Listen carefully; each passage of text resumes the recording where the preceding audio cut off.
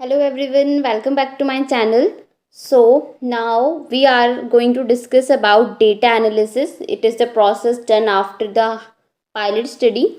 So if you are new to my channel, don't forget to like, subscribe and share my channel. So let's start the lecture with the introduction, processing and analysis of data.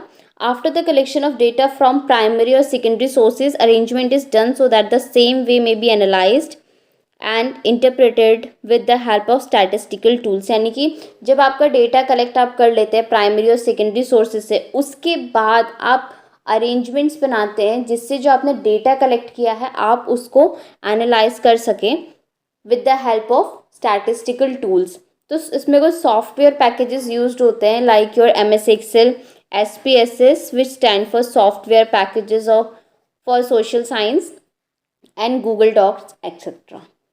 Now processing of data, तो इसमें process क्या आता है, आप data को edit करते हैं, field editing, central editing, it's up to you according to your data.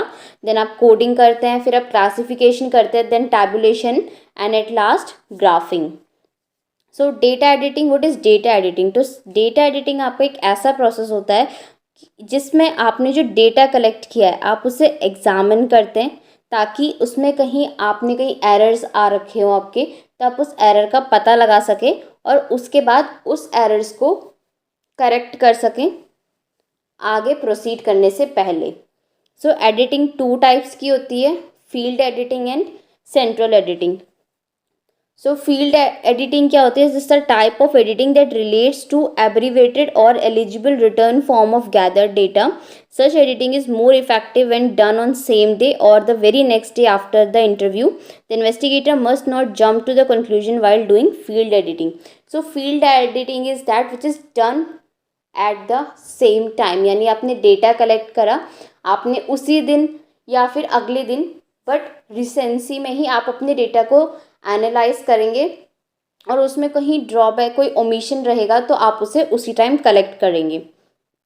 But जो रिसर्चर है उसे कभी भी कंक्लूजन पे जंप नहीं करना चाहिए जब वो फील्ड एडिटिंग कर रहा हो। Then central editing, this type of editing relate to the time when all data collection process has been completed. Here a single or common editor correct the errors like entry in the wrong place, entry in the wrong unit, etc. As a rule of all the wrong answers should be dropped from the final results. So field editing आप उस time करते हैं, but central editing आप बाद में करते हैं जब आप पूरा अपना स्टडी वगैरह कर चुके होते हैं, अपना रिजल्ट फॉर्मुलेट कर चुके होते हैं, उसके बाद आप सेंट्रल एडिटिंग करते हैं। उसमें आप ये देखते हैं कि कहीं आपने जो एंट्री है वो कहीं रॉन्ग यूनिट में या रॉन्ग प्लेस पे तो नहीं कर दी है, ताकि जो फर्दर आप जब उस रिज़ल्ट को पास आउट करेंगे तो उसमें कहीं ओमिशंस ना रह जाए। Then benefits of data editing. So जो डेटा एडिटिंग के बेनिफिट ये होते हैं कि जो डेटा आपने ऑब्टेन किया है वो सारे रिस्पेक्ट में, सारे एस्पेक्ट को फुलफ़िल करें। सेकेंड, वो एक्यूरेट होना चाहिए in terms of information recorded and responses sort, यानी कि इंफॉर्मेशन क्या रिकॉर्ड की, क्या रिस्पॉन्सेज आपको मिले, उन टर्म्स में भी एक्यूरेट होना चाहिए। Response format is in the form that was instructed, और जो रिस्पॉन्स फॉर्मेट है वो उसी फॉर्म में होना चाहिए जिस फॉर्म में इंस्ट्रक्ट किया जाता है, यानी जो गाइडलाइंस के अकॉर्डिंग फॉर्मेट बना हुआ होता है। The data is structured in a manner that entering the information will not be a problem, और डेटा को उस तरीके से स्ट्रक्चर्ड किया जाता है कि अगर आप उसमें इंफॉर्मेशन एंटर कर रहे हैं कोई, तो उससे कोई प्रॉब्लम ना क्रिएट हो। Then data coding, the process of identifying and denoting a numeral to the responses given by the respondent is called coding. यानी कि जो आपने स्टडी की है, जिसमें आपने डेटा गैदर किया है, तो जो उसमें रिस्पॉन्सेज आपको मिले हैं आप उसे न्यूमेरिकल फॉर्म में शो करते हैं, दैट इज़ योर कोडिंग। ये आपका कोडिंग एग्जाम्पल है। Sample record Excel sheet for two wheeler owners, यानी कि आपकी यूनिट कॉलम है, देन ऑक्यूपेशन कॉलम है कि उनकी फैमिली में कितने ऑक्यूपेशन है, देन व्हीकल कितने हैं, किलोमीटर पर डे कितना व्हीकल रन कर रहा है, मैरिटल स्टेटस और family size. Then classification of data. So classification of data implies that the collected raw data is categorised into common group having common feature, यानी जो classification आप करते हैं डेटा का, उसमें क्या आता है कि जो आपने रॉ डेटा कलेक्ट किया है, अभी फ्रेश डेटा आपने कलेक्ट किया है, आप उसे कॉमन ग्रुप में विथ कॉमन फीचर आप उसे कैटेगराइज करें। जो data having common characteristic are placed in common group, यानी जिन डेटा में आपके कॉमन कैरेक्टरिस्टिक है आप उसे कॉमन ग्रुप में प्लेस करेंगे. The entire data is collected is categorised into various groups, यानी कि तो इस हिसाब से आपने जो भी डेटा कलेक्ट करा है तो उसके अकॉर्डिंग आप डेटा को कैटेगराइज करते हैं क्लासेस में या ग्रुप्स में, जो कि आपको रिसर्चर जो है उसको एक मीनिंग कन्वे करता है, उसको स्टडी करने में थोड़ा ईजी हो जाता है.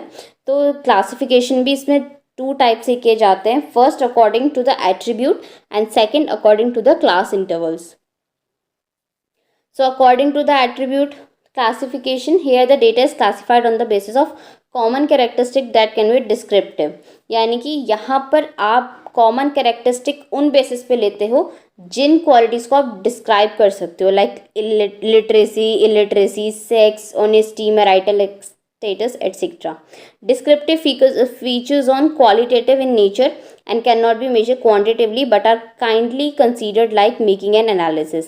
यानी कि डिस्क्रिप्टिव फीचर्स में वो फीचर्स आते हैं जो आपके क्वालिटेटिवली मेजर होते हैं, यानी नेचर में क्वालिटेटिव होते हैं, बट आप उनको क्वांटिटेटिवली मेजर नहीं कर सकते हो, बट जब आप एनालिसिस करते हो तो उसमें ये पॉइंट्स कंसीडर्ड होते हैं. According to the interval, so numerical feature of data can be measured quantitatively and analyzed with the help of some statistical unit like data relating to income, production, age, weight, etc. come under this category. This type of data is known as statistic of variables and the data is classified by the way of intervals. यानी कि जो आपका previous one था attribute में आप qualitative लेते हैं, सो interval में आप क्वांटिटेटिव लेंगे. तो यहाँ पर जो आपका न्यूमेरिकल डेटा होता है आप उसको मेजर करते हैं, जो आपने क्वांटिटेटिवली डेटा कलेक्ट किया आप उसे एनालाइज करते हैं स्टैटिस्टिकल टूल्स की हेल्प से. अब वो आपका इनकम, प्रोडक्शन, एज, वेट इनसे रिलेटेड होता है.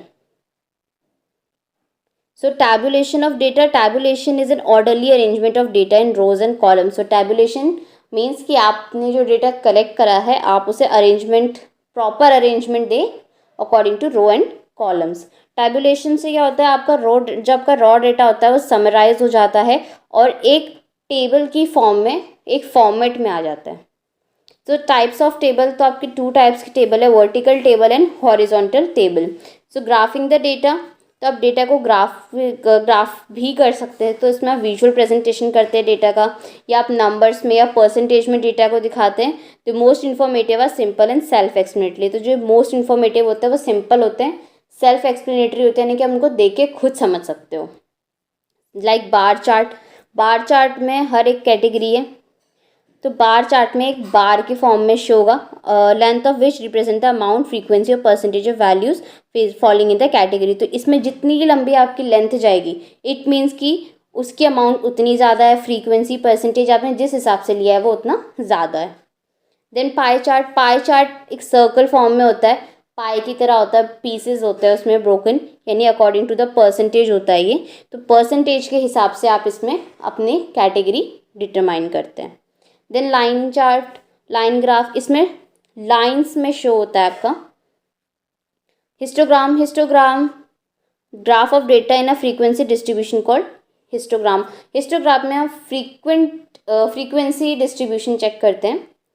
नाउ पॉलीगन और ओगिव.